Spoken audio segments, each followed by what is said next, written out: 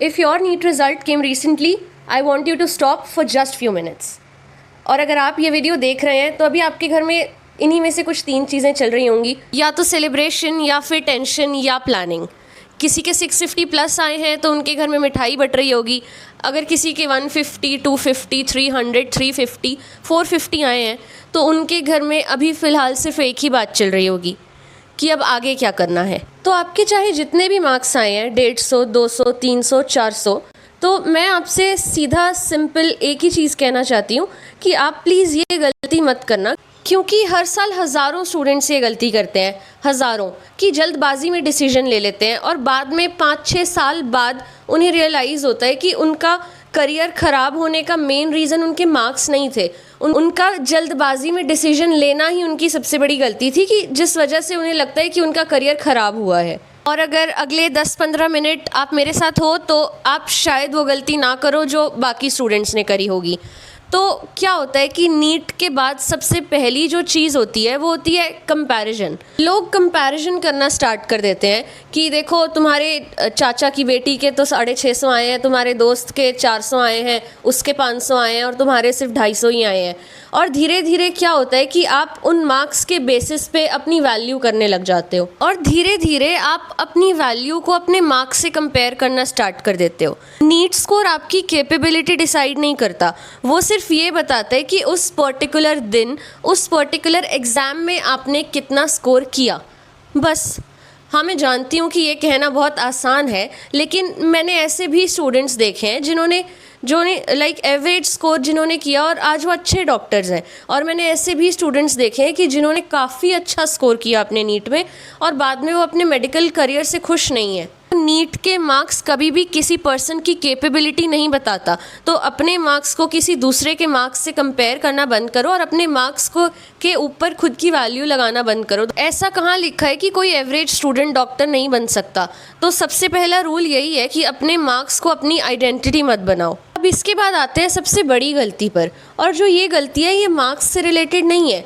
सबसे बड़ी गलती होती है इमोशनल डिसीजन, कि कल सुबह रिज़ल्ट आया, शाम में रिलेटिव्स के कॉल आने लग गए, अगले दिन पेरेंट्स टेंशन में हैं कि उनका बेटा तो ड्रॉप ले रहा है, वो कोई प्राइवेट से कर रहा है, कोई अब्रॉड जा रहा है, घर में मतलब पूरा टेंशन का माहौल है। फिर बीच में एजेंट का कॉल आने लगता है कि सर बस 10 सीट बची हैं, 12 सीट बची हैं, आप एडवांस में पेमेंट दे के कुछ स्लॉट बुक करा लो, सीट बुक करा लो। और बस इसी सब के बीच आप घबराए, अगले दिन जाके या तो आप अपने डॉक्यूमेंट्स और पैसे किसी कंसल्टेंसी को दे आए या फिर अपना एडमिशन कराए किसी कोचिंग में, और अपनी लाइफ का सबसे इम्पॉर्टेंट डिसीजन आपने ये 2 से 4 दिन में ले लिया सिर्फ जल्दबाजी में। ये चीज़ मोस्टली स्टूडेंट्स को बाद में जाके रियलाइज़ होती है कि उनका गलत डिसीजन, उनके लो मार्क्स नहीं थे, उनका गलत डिसीजन था कि उन्होंने अपना जो करियर है वो जल्दबाजी में डिसाइड कर लिया। और ये चीज़ स्टूडेंट्स को मोस्टली बाद में जाके रिग्रेट होती है कि या तो उन्होंने किसी का डिसीजन कॉपी कर लिया, मे बी जैसे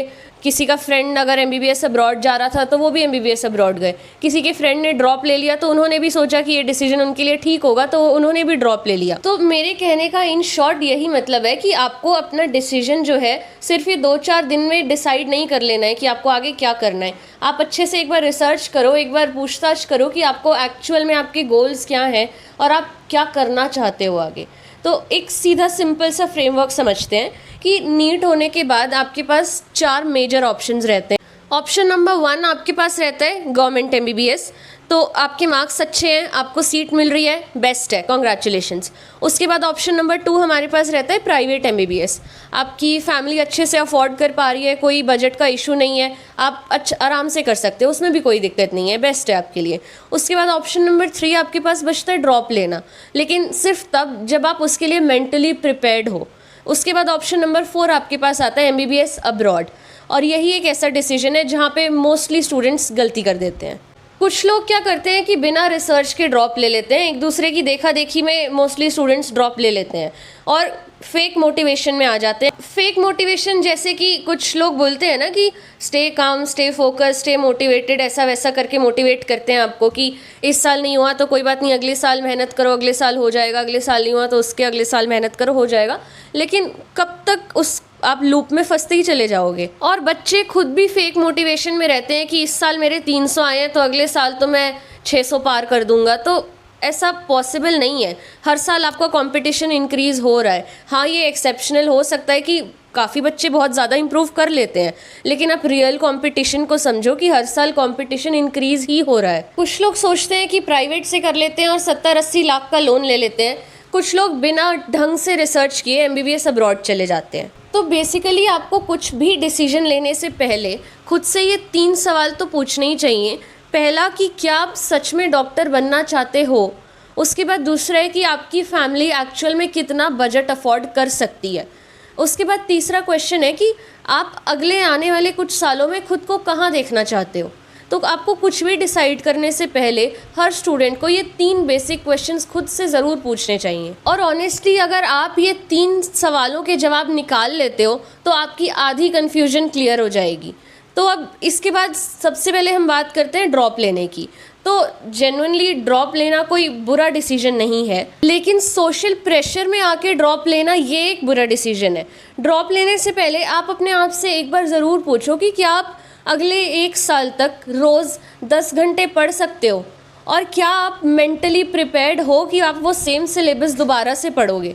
और अगर नेक्स्ट ईयर भी आपके एक्सपेक्टेड मार्क्स नहीं आए तो तब क्या होगा।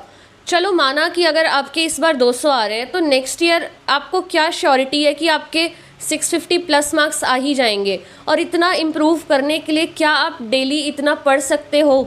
और देखो जेन्युइनली अगले साल 100, 150, 200, चलो एट मैक्स 250 मार्क्स इम्प्रूव करना भी ठीक है, लेकिन आप सोचो कि आप एक साथ 300, 350 मार्क्स इम्प्रूव कर लो तो उसके लिए आपको बहुत मेहनत करनी पड़ेगी। और इतनी मेहनत आप डेली कर पाओगे ये आप खुद से एक बार ज़रूर पूछना। और इवन मैंने ऐसे भी काफ़ी स्टूडेंट्स देखे हैं जिन्होंने 3-3 साल तक ड्रॉप लिया है और उनके मार्क्स में कोई सिग्निफिकेंट इंक्रीज़ नहीं है। हर साल उनके मार्क्स पिछले साल से 20, 30, 50 तक बढ़ जाते हैं। तो क्या फ़ायदा उसका कि उन्होंने उस मार्क्स को इम्प्रूव करने के लिए 3 साल लगा दिए। और 3 साल एक बहुत लंबा टाइम होता है। उस 3 साल में बार बार वही सेम सिलेबस पढ़ना, वही माइंड आपका एग्जॉस्ट रहता है। तो और जब कोई सिग्निफिकेंट इंक्रीज़ नहीं आ रहा तब इस ऑप्शन में भी अगर आपको ड्रॉप लेना ठीक लग रहा है तो वो एक सही डिसीजन नहीं आप कंसिडर कर सकते हो। और वहीं ऑन द अदर हैंड एक ऐसा दूसरा स्टूडेंट भी है जिसने पहली बार अपना नीट का अटैम्प्ट दिया, उसके जितने भी मार्क्स आए तो उसको पता चल गया कि आगे वो नहीं उस सेम सिलेबस को कंटिन्यू कर सकता, या फिर किसी भी रीज़न से उसको ड्रॉप लेना नहीं ठीक लगा और उसने एमबीबीएस अब्रॉड ज्वाइन कर लिया। और वो स्टूडेंट जो 3 साल से लगा ही हुआ है ड्रॉप देने में, और विद रिस्पेक्ट टू वो जो दूसरा स्टूडेंट है जिसने एमबीबीएस अब्रॉड चूज़ कर लिया, तो वो स्टूडेंट ऑलरेडी अपना आधा कोर्स कंप्लीट कर चुका है। क्योंकि लास्ट में जाके जब आप दोनों का एज देखोगे तो एज फैक्टर भी एक इम्पॉर्टेंट चीज़ है कंसिडर करने के लिए, कि ऐसा नहीं है कि आपकी इतनी ज़्यादा एज हो जाएगी और उसके बाद भी आप सिर्फ ड्रॉप पे ड्रॉप ही लेते जाओगे। तो हर पाथ सही है, लेकिन वो पाथ आपके लिए सही होना चाहिए। और आपके लिए क्या सही है क्या गलत इस पे आपको ढंग से सोचना चाहिए, उसके बाद ही कोई डिसीजन लेना चाहिए। ऐसा नहीं कि किसी दूसरे ने एमबीबीएस अब्रॉड किया तो आप भी वही करोगे, किसी दूसरे ने ड्रॉप लिया तो आप भी वही करोगे। आपकी लाइफ है, आपको खुद एक बार बैठ के आराम से रिसर्च करो और फिर अपना डिसीजन लो। तो अब इसके बाद नेक्स्ट हम बात करते हैं एमबीबीएस अब्रॉड की। तो काफ़ी लोग आपको बोलेंगे कि एमबीबीएस अब्रॉड तो बहुत ईजी होता है, कि भाई बस एडमिशन ले ले और हो गया, आसानी से तू डॉक्टर बन जाएगा।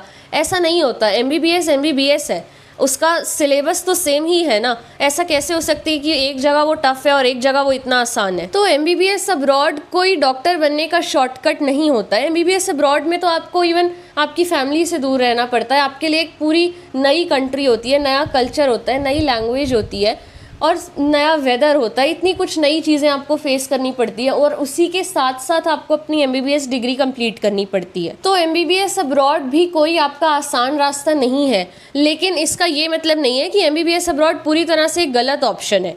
एमबीबीएस अब्रॉड गलत ऑप्शन आपका तब बन सकता है जब आप कोई ऐसी यूनिवर्सिटी, आप कोई गलत यूनिवर्सिटी सिलेक्ट कर लो बिना किसी रिसर्च के। हर साल हज़ारों इंडियन स्टूडेंट्स एमबीबीएस अब्रॉड करते हैं। तो प्रॉब्लम अब्रॉड में नहीं है, प्रॉब्लम ये है कि वो बिना रिसर्च किए एमबीबीएस अब्रॉड चले जाते हैं, कि उनका कोई कज़न यहाँ पे गया था तो वो भी सेम यूनिवर्सिटी में जाएंगे, किसी और ने ये यूनिवर्सिटी सजेस्ट कर दी तो वो भी उसी में जाएंगे। प्रॉब्लम ये नहीं होती कि आप अब्रॉड जा रहे हो, प्रॉब्लम ये होती है कि आप बिना रिसर्च किए अब्रॉड जा रहे हो। ऐसे ही आपको कई लोग बोलते हैं कि अब्रॉड की डिग्री तो इंडिया में वैलिड नहीं होती। हाँ, वैलिड नहीं होती अगर आप यूनिवर्सिटी के, अगर आपके जो FMGL रेगुलेशंस हैं, आपकी यूनिवर्सिटी उसको फॉलो नहीं कर रही है, आपकी यूनिवर्सिटी NMC कंप्लायंट नहीं है, तो नहीं होगी आपकी डिग्री इंडिया में वैलिड। कोई लोग बोलते हैं कि MBBS अब्रॉड में बिल्कुल भी क्लिनिकल एक्सपोजर नहीं है, बिल्कुल भी पढ़ाई नहीं है, बिल्कुल भी पेशेंट्स देखने नहीं मिलते हैं।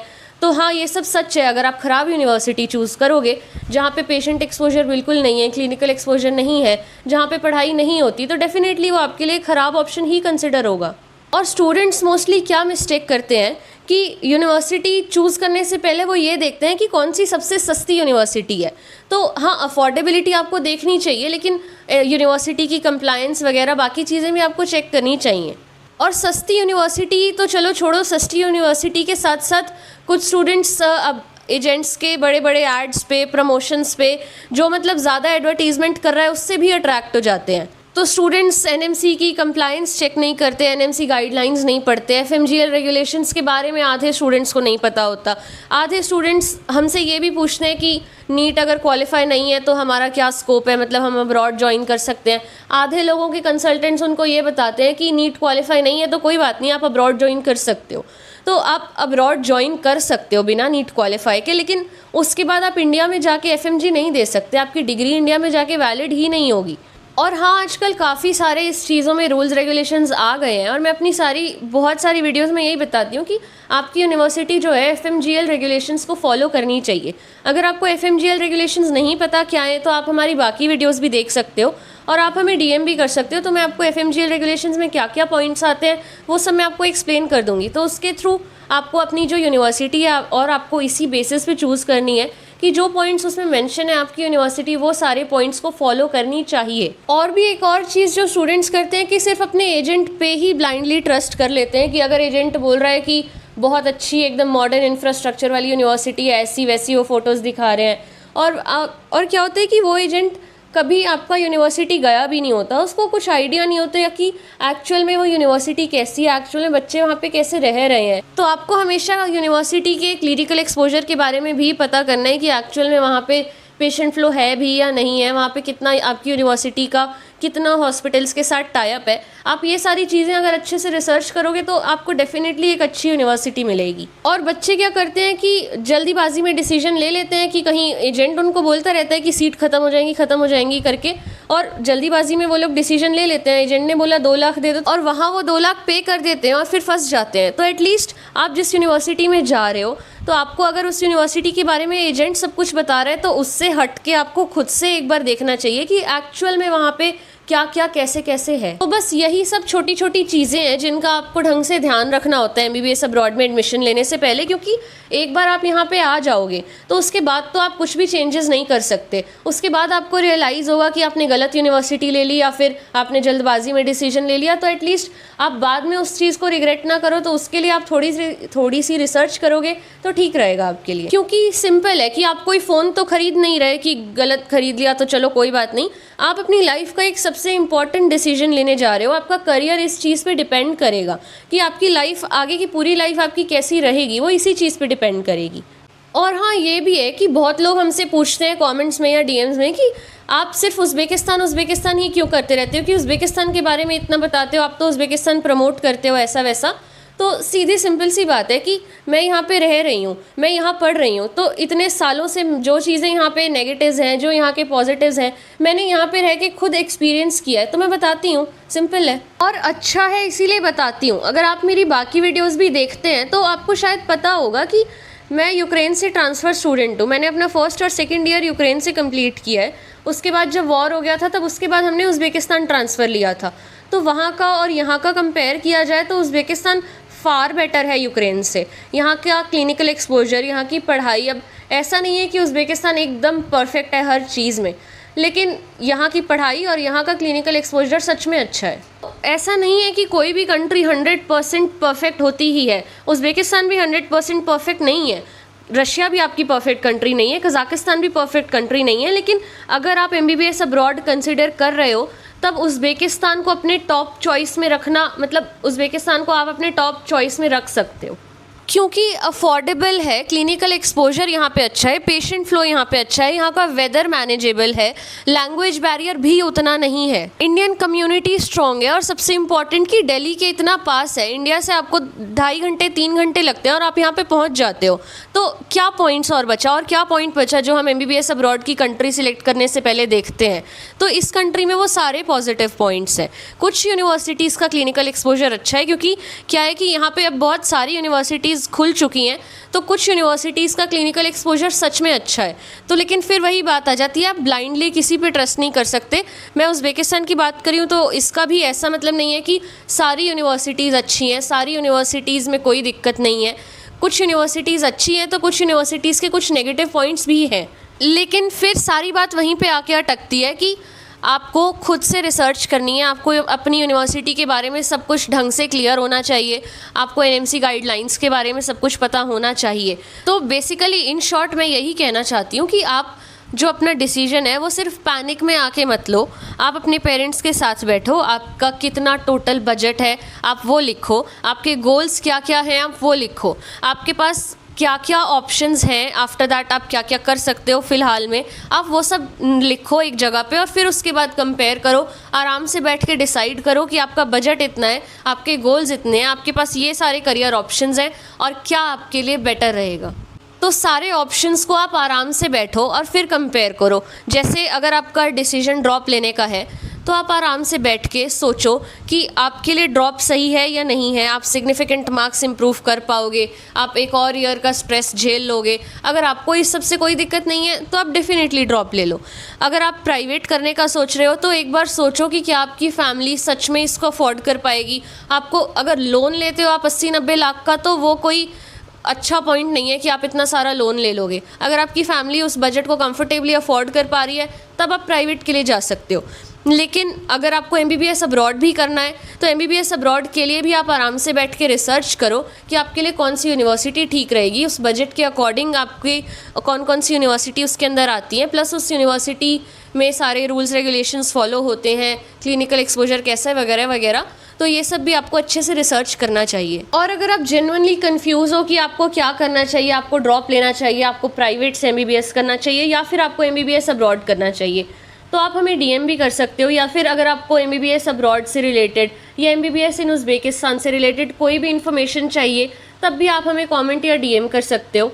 MBBS अब्रॉड में या MBBS उज़्बेकिस्तान में आपके लिए कौन सी यूनिवर्सिटी ठीक रहेगी, आपके बजट के अकॉर्डिंग कौन सी यूनिवर्सिटी आपके लिए बेटर रहेगी। अगर आपको इससे रिलेटेड कोई भी इन्फॉर्मेशन चाहिए हो या फिर आपको एडमिशन रिलेटेड कोई भी गाइडेंस, कोई भी हेल्प चाहिए हो, तो भी आप हमें DM कर सकते हो। क्योंकि अगर आप ये चीज़ एजेंट्स से भी पूछोगे कि आपके लिए क्या सही रहेगा क्या नहीं, या फिर अब्रॉड में कौन सी यूनिवर्सिटी ठीक रहेगी, तो वो लोग कभी इस फेज़ से खुद से नहीं गुजरे हैं। तो डेफिनेटली उनके कंपैरिजन में तो मैं आपको ज़्यादा अच्छा बता पाऊँगी, क्योंकि मैंने खुद ये सारे फेज़ खुद से देखे हैं, खुद से एक्सपीरियंस किए हैं कि कितना, अगर बजट की बात है कि कितना कहाँ पे टोटल खर्चा आता है, या फिर कौन सी यूनिवर्सिटी अच्छी है कौन सी ख़राब है, यहाँ पे आके आपको क्या क्या डिफ़िकल्टीज़ फेस करनी पड़ सकती हैं। ये सारी चीज़ें एजेंट से बेहतर तरीके से तो मैं आपको बता पाऊँगी। और लास्ट में एक सिर्फ छोटी सी बात कि आपका नीट का रिज़ल्ट आपकी रैंक डिसाइड करता है, लेकिन आपकी वैल्यू या आपकी ज़िंदगी डिसाइड नहीं करता।